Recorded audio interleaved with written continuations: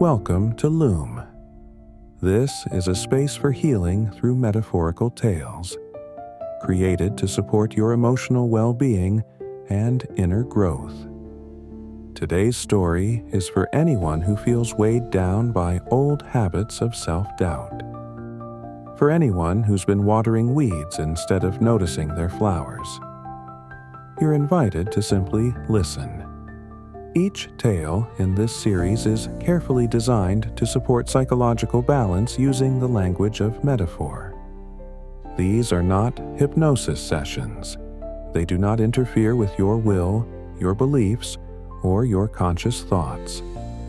They are safe, supportive, and have one gentle purpose: to help you feel better, think more clearly, and reconnect with yourself. It is recommended to listen to these stories daily for at least 30 days. This gentle repetition helps awaken the deeper parts of your mind, where lasting transformation quietly begins. You don't need to concentrate. You may listen while resting, walking, or going about your day. The story will still work, softly, naturally, bringing calm, comfort, and emotional clarity. Let us begin. The Gardener Who Watered Weeds. There once lived a woman named Jamie in a quiet suburban neighborhood just outside of Denver. Her backyard was small but filled with potential: a white fence, a hummingbird feeder, and a patch of soil she began tending the summer after her divorce. Jamie didn't know much about gardening. She only knew that pressing her hands into the earth made something inside her feel still. So she planted lavender, tomatoes, daisies, and tall sunflowers. For a while, it helped, until the weeds came. At first, she pulled them. Then, she ignored them. But slowly, almost without noticing, Jamie began to water them. Every morning, she'd step into her garden with a watering can in hand. She poured water over dandelions, creeping vines, and stubborn crabgrass. All while whispering things to herself she'd never dare say to a friend. Of course, the weeds are growing. That's just my luck. This is what I get for thinking I could do something right. Who am I kidding? Nothing I plant ever lasts anyway. And though the flowers still bloomed, she barely noticed them anymore. Jamie's garden wasn't the only place she watered weeds. Each night, she curled up on the couch and opened Spotify. The algorithm, having learned her rhythms, offered a playlist called Sad Girl Autumn. It was spring. Still, she pressed play. Soft, slow songs of heartbreak and ache filled the room. And the strange part was, it comforted her. The sadness felt familiar, safe. She even downloaded a therapy app once, filled out the quiz. It gave her a few exercises. Then it sat untouched in a folder called Maybe Later. One afternoon, while Jamie stood watering the weeds, her neighbor leaned over the fence. A cheerful woman named Maria, with a toddler on her hip. "Your lavender smells amazing," Maria said. "Do you use it for anything?" Jamie blinked. "What lavender?" Maria pointed. "Right there, by the fence. It's beautiful." Jamie turned, looked, really looked. The lavender bush was alive with bees and fragrance, lush and blooming. She hadn't even noticed. "You should cut a few sprigs," Maria smiled. "Bring some of that goodness inside." She snipped a small bundle and placed it in a glass jar on her kitchen table. The scent was soft, real, present. She opened Spotify, deleted the old playlist, started a new one. something better. The first song was upbeat. Strange at first, but not bad. She opened the therapy app, completed one small exercise. It asked, "What's one kind thing you can say to yourself tonight?" She paused, then typed, "I'm still growing." The next morning, Jamie stepped into her garden. She watered the daisies. She still saw the weeds. Of course she did. But this time, she didn't feed them. Reflection. We often feed the weeds in our minds not because we want them to grow, but because they're familiar. Negative self-talk can feel strangely comforting. It gives us something predictable to hold on to, something that aligns with old stories about who we are or who we were told we'd become. But here's the truth. Just because a thought is loud doesn't make it true.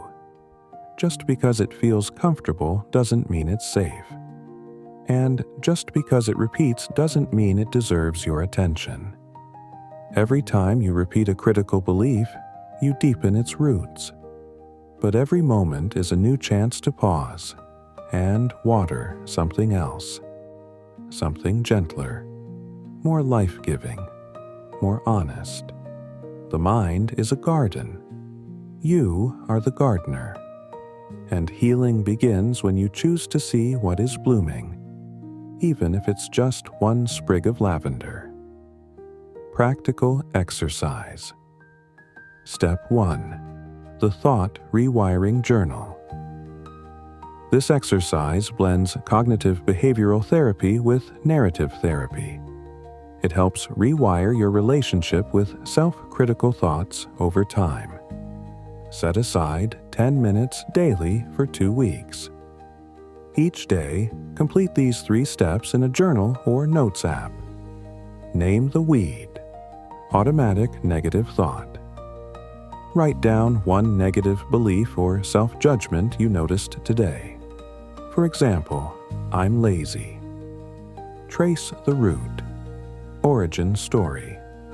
Ask, where did this belief first come from? Was it something a parent, teacher, or ex-partner said? Was it shaped by a past failure or trauma?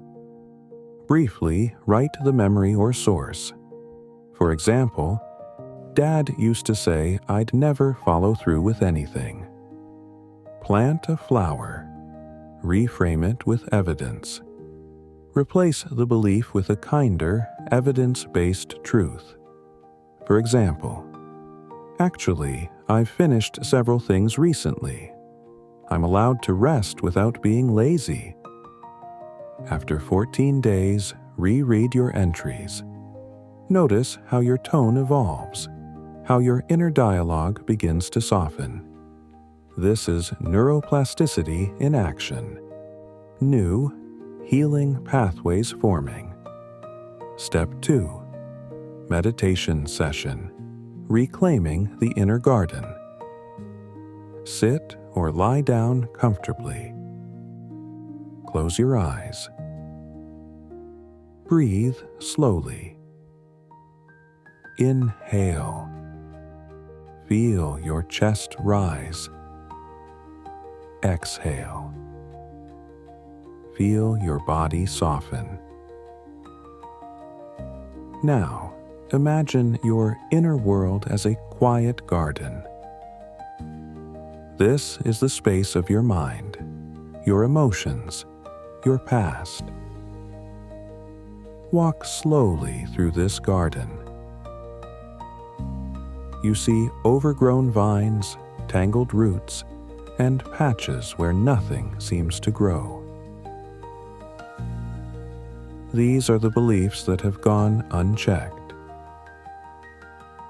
You kneel next to a patch of weeds. You touch them gently. You say, I see you. I know why you're here. You tried to protect me once, but I don't need you anymore. Then you rise.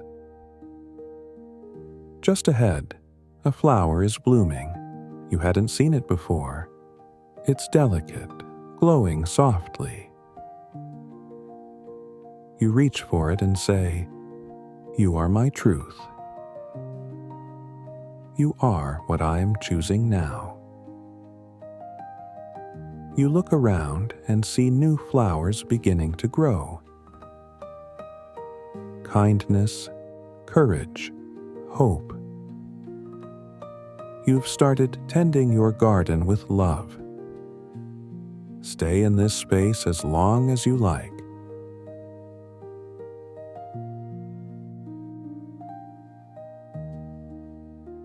When you're ready, take a deep breath and return to the present. True transformation begins not with grand gestures, but with small, consistent acts of attention.